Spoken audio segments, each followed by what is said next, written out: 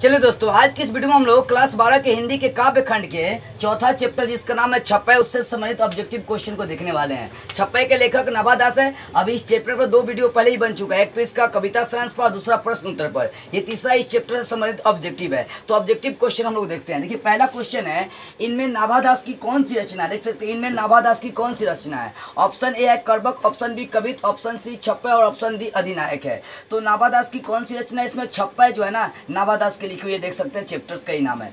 अब प्रश्न नंबर 2 है, कबीर दास किस शाखा के कवि है। कबीर की चर्चा, क्योंकि नाभादास कबीर और सूरदास की चर्चा अपनी कविता में की है छप्पय में, ठीक है ना।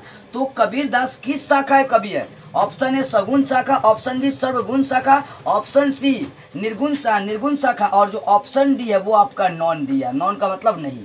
तो जो कबीर थे वो निर्गुण शाखा के कवि थे और निर्गुण पर बहुत ज्यादा जोर डाले हैं। कौन? कबीर। आगे देखते हैं प्रश्न नंबर 3, भक्तिमाल किनकी रचना है। तो भक्तिमाल इन्हीं की नाभादास की एक छप्पय है, ठीक है ना, उसमें पूरा छप्पय ही है। तो भक्तिमाल किनकी रचना है। तो ऑप्शन ए सही हो जाएगा नाभादास की, ऑप्शन बी मीराबाई है, ऑप्शन सी रविदास और ऑप्शन डी है हरिहर दास, ठीक है ना।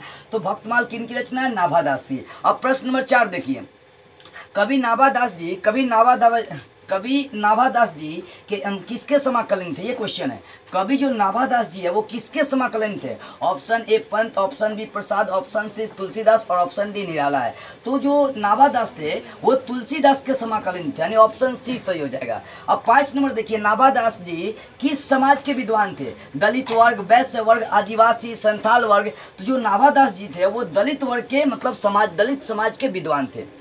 अब 6 नंबर देखिए, संपूर्ण भक्तमाल में किस छंद की व्यंजना हुई है। भक्तमाल इन्हीं की रचना हुई है और भक्तमाल में छप्पय ही है। तो संपूर्ण भक्तमाल में किस छंद की व्यंजना हुई है। ऑप्शन ए दोहा, ऑप्शन बी चौपाई, ऑप्शन सी कवित और ऑप्शन डी छप्पय। तो संपूर्ण जो भक्तमाल है उसमें छप्पय की चर्चा है।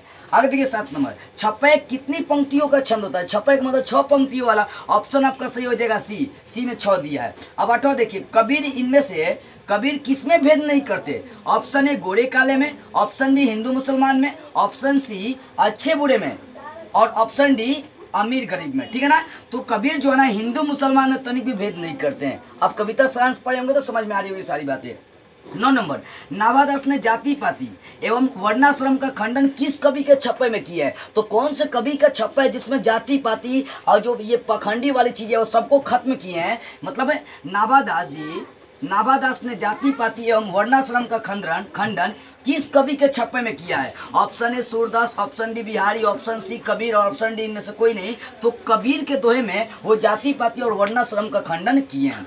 10वां क्वेश्चन, नाभादास किस धारा के कवि है। नाभादास जो कवि है वो किस धारा के कवि है। ऑप्शन ए निर्गुण धारा, ऑप्शन बी सगुण धारा, ऑप्शन सी सगुणोपासक राम भक्त धारा और ऑप्शन डी नॉन। तो जो नाभादास जी थे, ये नाभादास जी तो वो जो थे ना सगुणोपासक राम भक्त धारा के कवि थे। लेकिन कबीर जो थे वो निर्गुण धारा के कवि थे और जो सूरदास थे वो भक्ति, कहने का मतलब जो सूरदास थे वो जो थे एक वैराग्य रस था उसके मतलब कवि थे। मतलब कृष्ण काल के वो कवि थे, कृष्ण की बहुत ज्यादा रचनाएं करते थे। तो आपको बस इतना याद रखना है कि नाभादास किस धारा के कवि है। तो सगुणोपासक राम भक्त धारा का वो कवि है। इस तरह से जो है ना आपका 10 ऑब्जेक्टिव क्वेश्चन क्लियर हो गया, किसका, छप्पय चैप्टर से संबंधित, ठीक है ना। तो सारी बातें आपको समझ में आ गई होगी। तो बस आज की इस वीडियो में इतना ही। अगले वीडियो में हम लोग इसके अगले चैप्टर को स्टार्ट करते हुए फिर मिलेंगे।